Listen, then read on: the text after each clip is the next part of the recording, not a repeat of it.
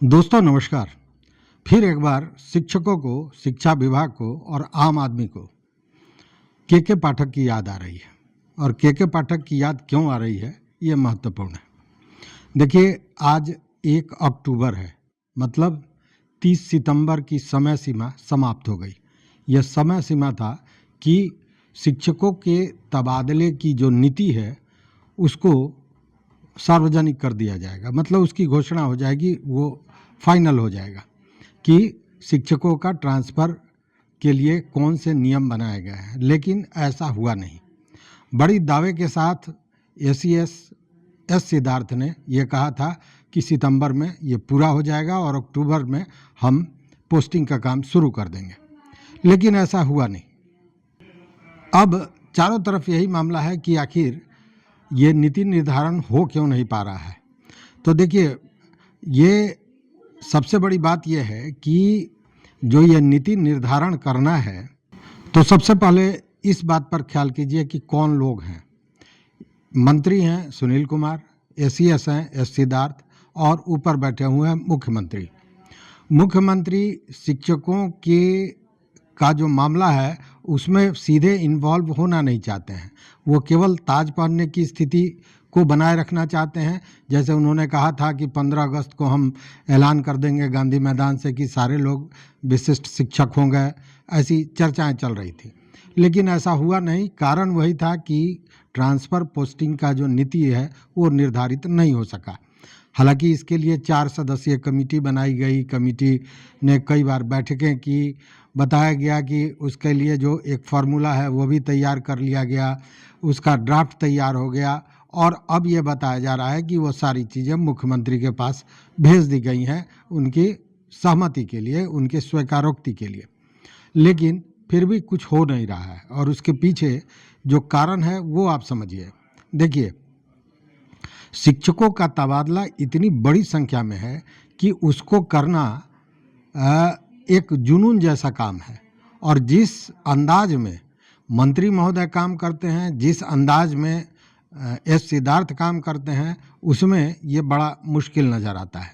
दूसरी बात, जो नियमावली बनेंगे उसमें ये भी चर्चाएं चल रही हैं कि उन नियमावली से एक बड़ा घड़ा शिक्षकों का वो विरोध कर सकता है, वो सड़क पे उतर सकता है। एक यह भी भय है। और उससे बड़ी बात यह है कि जिस ट्रांसफ़र पोस्टिंग को लेकर बहुत सहज अंदाज में बताया जा रहा था कि सितंबर में हो जाएगा, इसमें कोई लोचा नहीं है, लेकिन लोचा तो है। और लोचा ये है कि जब तक ये जो नियोजित शिक्षक हैं जिन्होंने सक्षमता पास की है, वो सक्षमता पास शिक्षक विशिष्ट शिक्षक तब तक नहीं बन सकते हैं जब तक उनकी पोस्टिंग नहीं हो जाती है। और ये के पाठक द्वारा नियम बनवाया गया था और बाज़ाब्ता कैबिनेट से इसे पास करा लिया गया था। अब वो कैबिनेट से पास है तो सीधे आप नियमावली बना के उसको तो नज़रअंदाज कर नहीं सकते हैं। अब उस स्थिति में ये एक बड़ा मामला सामने आ रहा है कि जब एक साथ जब आप पोस्टिंग करेंगे उसके बाद ही विशिष्ट शिक्षक बन सकेंगे, और उसके लिए नियमावली की ज़रूरत होगी। इसलिए कि एक एक करके तो आप करेंगे नहीं। और यही कारण है, ये जो शिक्षकों की एक बड़ी संख्या है उसमें कुछ और ऐड ना हो जाए। इसीलिए आप देख रहे होंगे कि सक्षमता 2 जो हुआ था उसका रिजल्ट अब तक नहीं आया, उसे भी पेंडिंग में रखा गया है। अब एक मामला हो गया विशिष्ट शिक्षकों का। दूसरा मामला देखिए बीपीएससी का। और अब देखिए एक दूसरा मामला है बीपीएससी शिक्षकों का।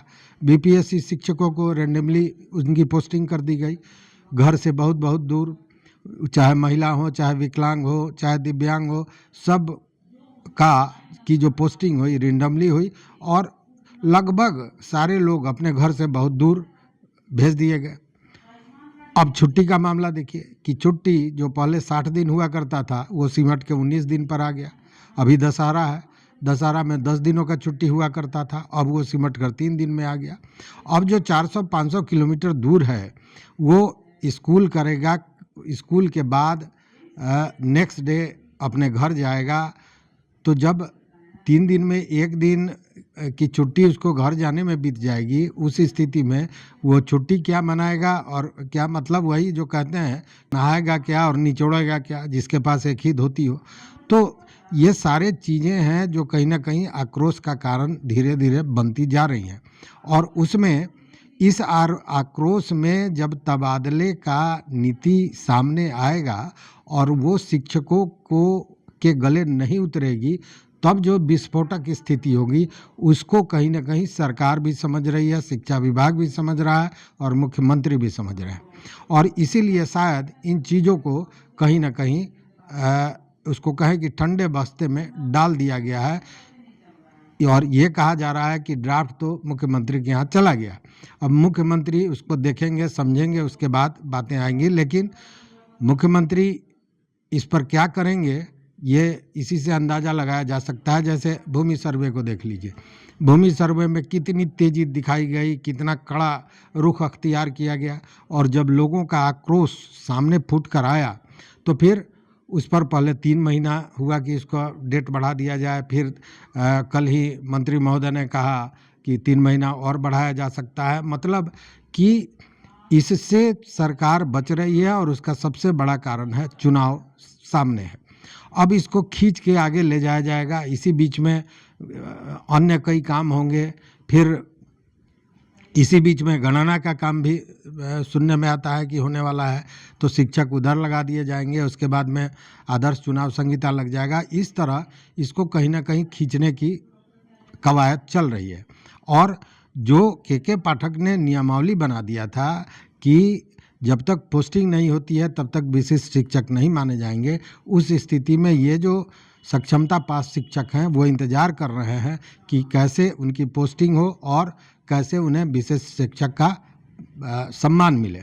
लेकिन ये बहुत नज़दीक होता नज़र आ नहीं रहा है। जो भीतर से जो खबरें निकल कर आ रही हैं वो ये बता रहा है कि यह जो ड्राफ्ट बना है इसमें बहुत से ऐसे नियम हैं जो पूर्व के नियम हैं जिनको पूरी तरह हटा दिया गया है, और इससे कहीं ना कहीं शिक्षकों को परेशानी होगी और शिक्षकों में आक्रोश बढ़ेगा।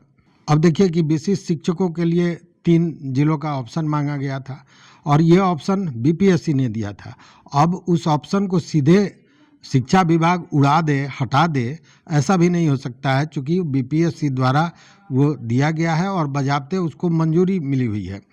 उस स्थिति में मतलब ये टेक्निकल मामला भी कहीं ना कहीं फंसता जा रहा है, और इन चीज़ों को पहले मंत्री महोदय, शिक्षा विभाग या एसईएस ने इन चीज़ों का संज्ञान नहीं लिया था शायद, और इसीलिए ये मामला कहीं ना कहीं उलझता जा रहा है। देखिए कि नियोजित शिक्षकों के ट्रांसफ़र के लिए भी आवेदन की बात चल रही थी, बहुत लोगों ने आवेदन किया भी था। बाद में एसईएस के उस पर ऑफिस पर एक चस्पा दिया गया था नोटिस, जिसमें यह दिया गया था कि अभी आप किसी भी तरह का आवेदन यहाँ नहीं देंगे, इसके लिए बाकायदा एक पोर्टल दिया जाएगा, एक वेबसाइट होगा, उस पर आप डालेंगे। लेकिन वो भी नहीं हुआ, और जिन लोगों ने आवेदन दिया है उस आवेदन का भी अब कहीं कुछ होने जा नहीं रहा है। जो स्थितियाँ दिख रही हैं इस हिसाब से, इस लिहाज से अगर देखें तो हम कह सकते हैं कि ट्रांसफ़र नीति इतना आसान नहीं है। और मुझे लगता है कि जिस स्टाइल में ये काम हो रहा है, जो व्यवस्था अभी बनी हुई है, उसमें शिक्षा नीति बनाना मंत्री जी के और एसईएस के कुवत के बाहर की चीज़ नज़र आती है। उसके लिए एक जुनून चाहिए होगा, और वो जुनून के पाठक में ही था, और इसीलिए अब के पाठक की लोगों को याद आ रही है कि अगर के पाठक होते तो शायद इन चीज़ों का निराकरण। ठीक है, के पाठक ने बहुत सी चीज़ें गलत भी की होंगी, लेकिन काम को किस तरह अंजाम तक पहुंचाया जाता है इसमें माहिर रहे हैं के पाठक, और इसीलिए के पाठक को फिर याद किया जा रहा है। दूसरी ओर चुनाव का माहौल है और भूमि सर्वे को लेकर भी लोग आक्रोशित हैं। वैसे में फिर एक नया ये सरदर्द सरकार लेना नहीं चाहेगी, यह भी बात सत्य है। और ऐसी स्थिति में हम बिना लाग लपेट के कह सकते हैं कि ये ट्रांसफ़र नीति इतना आसान नहीं है, अभी दिल्ली दूर है। तो इस वीडियो में बस इतना ही। देखते रहिए मत अभिमत। मित्रों, चैनल पर नए हो तो सब्सक्राइब कीजिए, लाइक कीजिए, दोस्तों के साथ शेयर कीजिए, और हमने जो अभी बातें कही इससे आप कितना सहमत हैं ज़रूर बताइएगा। हमारे कमेंट बॉक्स में। बहुत बहुत धन्यवाद, बहुत बहुत धन्यवाद।